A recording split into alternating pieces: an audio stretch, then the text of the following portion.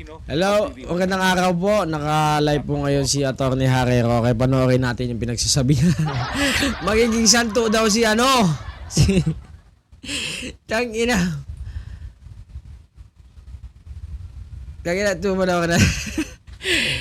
Magiging santo si Digong pag namatay, ganon? Ay, mali. Ano ang implikasyon kay Marcos Jr. ang pagiging santo papa ng isang Pinoy? Sabi ni Roque. si Duterte daw kasi pinagdiwang daw ng buong daigdig. Buong daigdig yung birthday niya. Putang ina, kaya pala nakulong yung matigi Qatar. Parang si Auntie Harry na naman. Ay doon sa pagtatalaga nga ng isang Pilipinong Santo Papa.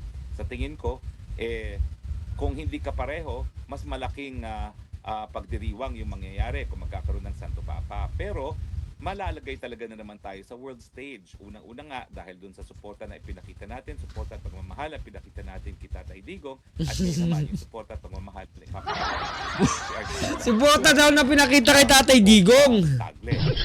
Now, ano ang magiging relasyon niya sa simbahan? Kung napagbabasihan natin ang kasaysayan, hindi po naging mahusay ang naging relasyon ni dating Jaime Cardinal Sin at ni Marcos Sr. Talaga pong nanindigan.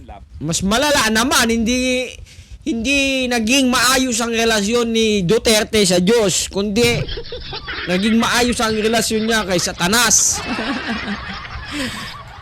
Sa tingin ko mas malala naman si Duterte, minumura ang Diyos, leche. Po, hindi tayo na naninindigan din. Santo Papa, Tagle, laban sa pamumuno ng Marcos Jr. Bakit? Mas matindi po ang dahilan kung bakit sila maninindigan laban kay Marcos Jr.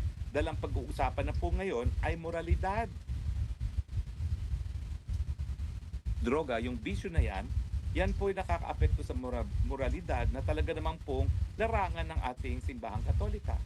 Hindi lang po sila nagtuturo na dapat sumunod sa... Mabuhay ka, iba ka talaga, sir, ha? Hindi, tinataguyod din po nila yung turo na ang ating katawan ay templo ng Diyos at hindi dapat nagkakaroon ng bisyo na nakakasira sa templo ng ating may kapal. No?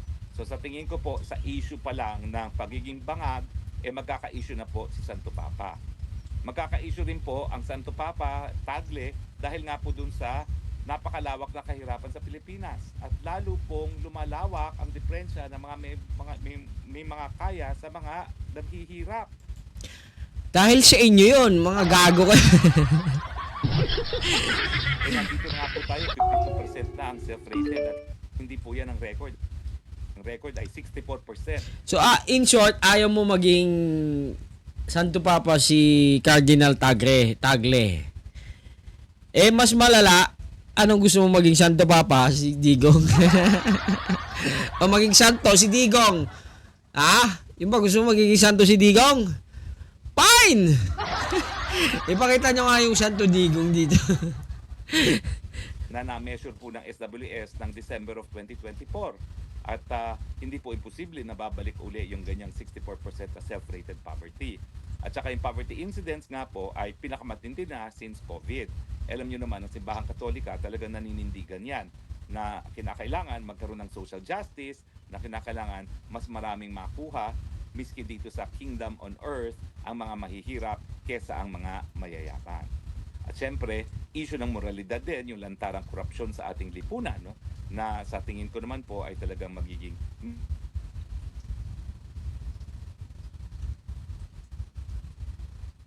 May party list po talaga si Roque, gabay. Gabay sa mga magnanakaw. Tingin na mong Duterte, tingin na mong Hari. So, tutol po siya na maging santo po, o maging pope po, si Cardinal Tagle. So, ang gusto niya po maging santo, si Santo Digong. Tingin na mo.